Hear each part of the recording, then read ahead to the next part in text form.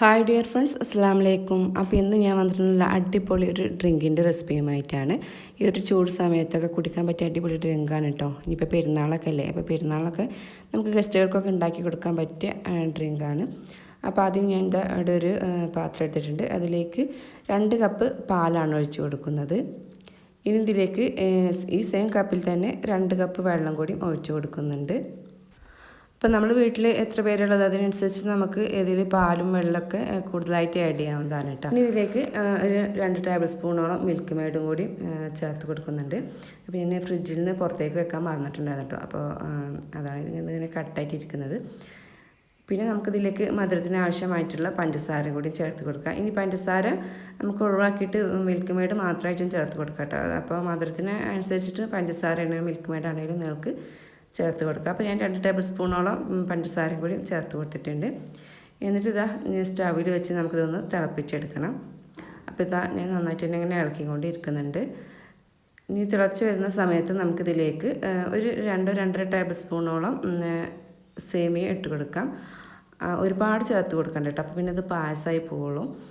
അപ്പോൾ ഞാൻ 2.5 ടേബിൾ സ്പൂണോളം സേമിയാണ് ഇതിലേക്ക് ചേർത്ത് കൊടുക്കുന്നത്. വറുത്ത സേമിയാണ് കേട്ടോ. ഇപ്പോൾ വറുത്ത സേമിയായാലും വറുക്കാത്ത സേമിയായാലും ഏതായാലും ചേർത്ത് കൊടുക്കുക. ഇനി ഇത് നന്നായിട്ട് നമുക്കൊന്ന് വേവിച്ചെടുക്കണം. അപ്പോൾ നമ്മുടെ ഒരു സേമിയൊക്കെ അപ്പോൾ അത്യാവശ്യം വെന്ത് വന്നിട്ടുണ്ട്. ഇനി നമുക്ക് സ്റ്റവ് ഓഫ് ചെയ്തിട്ട് ഇതൊന്ന് നന്നായിട്ട് തന്നെ തണുക്കാൻ വേണ്ടിയിട്ട് വെയിറ്റ് ചെയ്യാം. തണുത്തതിന് ശേഷം നമുക്ക് ഫ്രിഡ്ജിലേക്ക് മാറ്റാം കേട്ടോ. പിന്നെ ഞാൻ എന്താ ഒരു ബൗൾ എടുത്തിട്ട് അതിലേക്ക് ഒരു 2 സ്പൂണ് നമ്മുടെ കസസ് ഇട്ട് കൊടുത്തിട്ടുണ്ട്. ഇനി ഇതിലേക്ക് കുറച്ച് വെള്ളം ഒഴിച്ചിട്ട് ഇതൊന്ന് കുതിർത്തിയെടുക്കണം. ഇത് 2-3 മിനിറ്റ് കൊണ്ട് പെട്ടെന്ന് തന്നെ കുതിർന്ന് കിട്ടും കേട്ടോ. അപ്പോൾ കസസ് കുറച്ചധികം തന്നെ നമുക്കിതിലേക്ക് ഈ ഡ്രിങ്കിലേക്ക് ആവശ്യമുണ്ട്.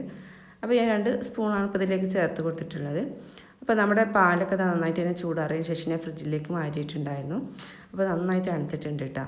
ഇനി നമുക്ക് ഇതിലേക്ക് കുറച്ച് ഐസ്ക്രീം ചേർത്ത് കൊടുക്കാം. വാനില ഐസ്ക്രീമാണ് ഞാൻ ചേർത്ത് കൊടുക്കുന്നത്. അപ്പോൾ നല്ലൊരു ഫ്ലേവറൊക്കെ കിട്ടാൻ വേണ്ടിയിട്ടാണ് ഞാൻ ഇതിലേക്ക് വാനില ഐസ്ക്രീം ചേർത്ത് കൊടുത്തിട്ടുള്ളത്. അപ്പോൾ നിങ്ങളുടെ കയ്യിൽ ഇനിയിപ്പോൾ വാനില ഐസ്ക്രീം ഇല്ലെങ്കിൽ നിങ്ങൾക്ക് വേണമെങ്കിൽ വാനില എസൻസ് ഉണ്ടെങ്കിൽ അത് ചേർത്ത് കൊടുത്താലും മതി കേട്ടോ. പിന്നെ ഇതിലേക്ക് ഞാൻ ആപ്പിൾ ചെറുതായിട്ട് കട്ട് ചെയ്തിട്ട് അതും കൂടി ഇട്ട് കൊടുക്കുന്നുണ്ട്. അപ്പോൾ നമ്മുടെ ഈ ഡ്രിങ്ക് നമുക്ക് ലൂസായിട്ടാണ് വേണ്ടത്. അപ്പോൾ ഇതിലേക്ക് ഞാൻ കുറച്ച് ഐസ് ക്യൂബും കൂടി ഇട്ട് കൊടുത്തിട്ടുണ്ട്. വേണമെങ്കിൽ നിങ്ങൾക്ക് തണുത്ത വെള്ളം വേണമെങ്കിൽ അത് ചേർത്ത് കൊടുക്കാം. അപ്പോൾ നമുക്ക് ലൂസ് എത്ര വേണ്ടി അതിനനുസരിച്ചിട്ട് ഇതിലേക്ക് വെള്ളം ഐസ് ക്യൂബൊക്കെ ചേർത്ത് കൊടുത്തിട്ട് മിക്സാക്കി എടുക്കാം കേട്ടോ. അപ്പോൾ ഇനി ഇതിലേക്ക് നമ്മൾ കുതിർത്തി വെച്ചിട്ടുള്ള ഒരു കസസും കൂടിയും ഇട്ട് കൊടുക്കുകയാണ്. അപ്പോൾ അതും കൂടി ഇതിലേക്ക് ഇട്ട് കൊടുത്തതിന് ശേഷം നന്നായിട്ട് തന്നെ നമുക്കൊന്ന് ഇളക്കിയിട്ട് മിക്സാക്കി എടുക്കാം. അപ്പോൾ നല്ല ടേസ്റ്റി ആയിട്ടുള്ളൊരു ഡ്രിങ്കാണ് കേട്ടോ. അപ്പോൾ എല്ലാവരും ഇതൊന്ന് ട്രൈ ചെയ്ത് നോക്കണം. അപ്പോൾ ഈ ഒരു പെരുന്നാൾ ഗസ്റ്റൊക്കെ വരുമ്പോൾ ഇതൊന്ന് ട്രൈ ചെയ്ത് നോക്കുക. അപ്പോൾ നോമ്പിനാണെങ്കിലും ഈ ചൂട് കാലത്ത് നമ്മുടെ ക്ഷീണവും ദാഹമൊക്കെ മാറാനൊക്കെ പറ്റി അടിപൊളി ഡ്രിങ്കാണ് കേട്ടോ.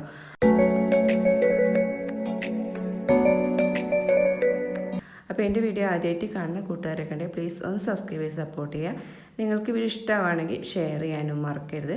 അപ്പോൾ എല്ലാവരും ഇത് ട്രൈ ചെയ്ത് നോക്കുക. അപ്പോൾ ഇനി ഈ പുതിയൊരു അടിപൊളി വീഡിയോയുമായി വരുന്നത് എല്ലാവരോടും ബൈ.